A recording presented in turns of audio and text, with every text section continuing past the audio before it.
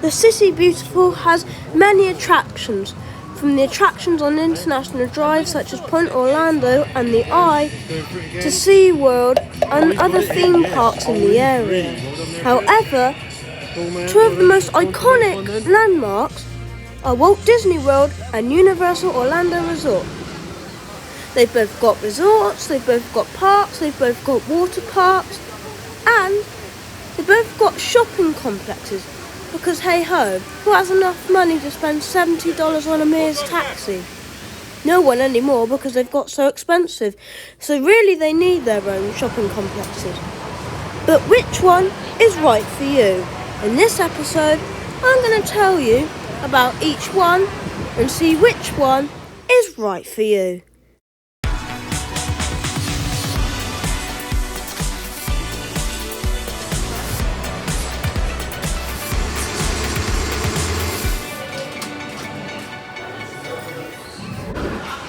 Disney Springs and Universal CityWalk Orlando are two very different shopping complexes, so it is important which one is right for you. So, first of all, we'll be talking about the entertainment, shopping and dining at each. So first of all, Universal CityWalk Orlando. They have got some very nice dining here, as well as some very good entertainment, from the Bubblegum Shrimp Shop and Cafe to the Red Oven Pizza Bakery that does lush pizzas. There's also the Hollywood Drive-In Crazy Golf and Cinema. There is also loads and loads of Universal shops, including the Universal Store and the Universal Legacy Store, as well as the Universal Studio Store, made up just for merchandise from the park. So, if you're looking for classy stuff that's from the 90s and the 80s, but also looking for lots of Universal merchandise, then this is your place to go. Meanwhile, over at Disney Springs, you'll find a lot of different things, more high class than Universal CityWalk Orlando. There's a lot more posh restaurants and fancy shops. Fancy cafes include Wolfgang Puff and Splitsville Luxury Lanes, which, as the name suggests, you can dine whilst bowling, which is quite clever. Also, there are some quite good shops, including the M&M shop, the Blues Brothers shop, and the Lego store, which is quite fun, especially if you have kids. Overall, Disney Springs is a lot more high class. However, if crowds aren't your friend, then I suggest Universal CityWalk Orlando.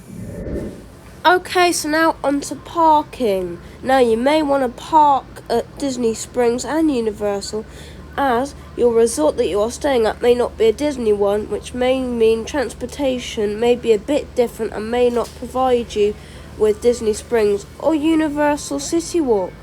So, parking at Disney Springs will start off with first. At Disney Springs, they have named parking garages or parking lots, such as the orange parking garage, the yellow parking garage, lime parking garage, etc. Now, at Disney Springs, some of the car parks are across the highway, which means you may have to do a bit of a walk to get into the town centre or West End, if you will. Meanwhile, at Universal, there are two car parks, but the car parks are very big and they're split into sections named after movies and characters, such as some of the sections being called Jurassic World and Jones and King Kong and things like that. However, at both of them you do have to pay to park. However, at Universal CityWalk Orlando, the parking is free after 6 o'clock. So that's quite good. When at Disney Springs, as far as I'm aware, you just have to pay and that's it, tough. So, yeah, I suggest getting transportation if you can. We'll talk about that next. Okay, so we now move on to transportation. Now, first of all, we're going to have a look at transportation to the theme parks. Now, Universal definitely wins on this one, as Universal Studios Florida and Universal's Island of Adventure theme parks are literally just a short walk across the river.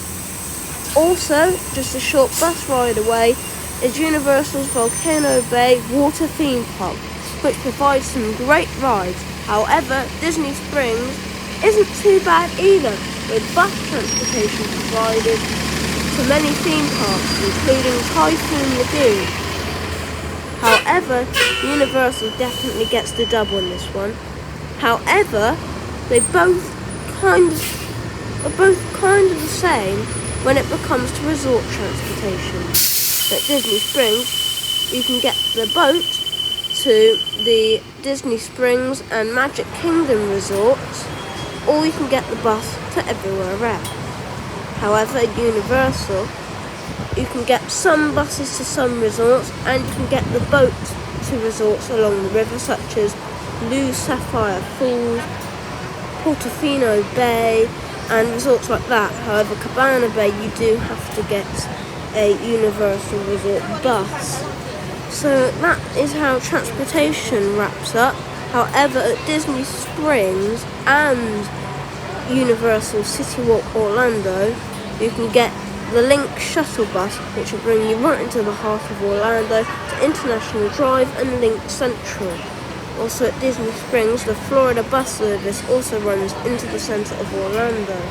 In the centre of Orlando, you can change for Point Orlando shopping area. You can go on the Orlando Island. There's many things to see and do. And also you can get the iRide shuttle service, which goes up and down International Drive. Okay, so we're now onto the last few categories. So our next one is only a quick one. Proximity to the resorts and the parks. Universal definitely gets the win on this one, as you can easily walk to the resorts along the river, as well as Cabana Bay Beach Resort, as well as get the boat along the river to the resorts that are on the river, such as Hard Rock Hotel, Luz Sapphire Falls, and Luz Portofino Bay. And it's definitely close to the parks. It is in walking distance of Universal Studios Florida and Universal's Island of Adventure theme park. And you can get a short bus ride or probably even walk to Volcano Bay Water Theme Park. Whilst at Disney Springs, it is only a bus ride to the theme parks and water parks. However, the closest theme park is Disney's Typhoon Lagoon Water Park. Okay, so we're now into the final category, which is my opinion, so no offence if you do not agree with me. However, if you read the title on the screen throughout the categories, you will know which one do I think is better. Just by a little bit. I think Universal CityWalk Orlando is better, it's more lively, there's a bit more to do. However, it is a lot smaller than Disney Springs. It's more city-like, and overall I just like the liveliness and all the neon lights and everything. It looks nice at day and it looks even nicer at night. Disney Springs, meanwhile, is more village-like. However, if you are staying on Disney World property, then I do suggest popping down from your local resort on a bus or on the boats, just to go down to Disney Springs. They've both got something that the other one doesn't have. Like Universal has the Crazy Golf and Disney Springs doesn't. However, Disney Springs has the hot air balloon and Universal doesn't. However, be warned at Disney Springs, it does get a lot busier after 3 o'clock. However, in the morning it is surprisingly quiet. Meanwhile, at Universal CityWalk Orlando, it is relatively quiet. However, around 7, 8 o'clock, maybe 9 o'clock, it does get relatively busy, especially at all the restaurants such as Bubblegum, Margaritaville, Big Fire, places like that get a lot busy, including the Hard Rock Cafe, which you should definitely check out. I think it's really cool. Also at Disney Springs, you need to check out Planet Hollywood and Splitsville, do a little bit of bowling, maybe check out the Lego store, and overall they are both really good, even if you are staying on Universal property. If you can, go to Disney Springs, and if you're staying on Walt Disney World property, do take a ride down to Universal CityWalk. They're both worth looking at, to be honest. However, just by a little bit, CityWalk wraps it up for this video. However, if you are looking to get from Walt Disney World to Universal and vice versa, then my answer is Links. Just get the bus to Links Central and then get another bus back out. So yeah, to find out more about the bus times, go to the Links website. PDFs can be found on the Links website, as well as proper timetables and maps on the website. Also check out the Florida bus service if you want to go anywhere, especially at Disney World, because if you're staying there for 3 weeks like me, although it is a massive resort, you do just kind of wear out the parks, if you will. And at Universal, definitely you will need a taxi or a hire car, because there's only 2 parks, one theme park. Time we've walked along the river a couple of times, it does start to get a little bit boring. However, definitely do go to both of these resorts if you have the time. However, what I suggest not doing, don't go to both of them at the same time unless you are staying there for 3 weeks a month. But I still don't think you could do it in that long. But anyway, Universal CityWalk wraps it up for this video. Hope you enjoyed it, and I'll see you next time, which will hopefully be the buses or the Daytona 400 for the Coke Zero, whatever it was. Anyway, I'll see you next time. Bye! Woo!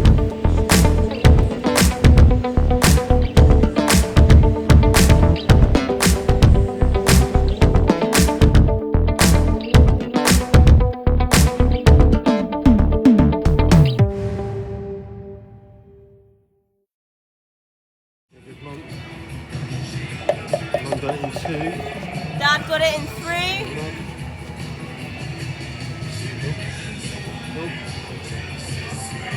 That was excellent. There you go. Let's go for it again. Oh, he's got it in, yes. Hole in 3. Well done there, Fred. Cool, man. Well done. Let's go on to the next one then. Right, we are now strolling on to hole 2. Oh, we have a question to answer. Hang on a minute.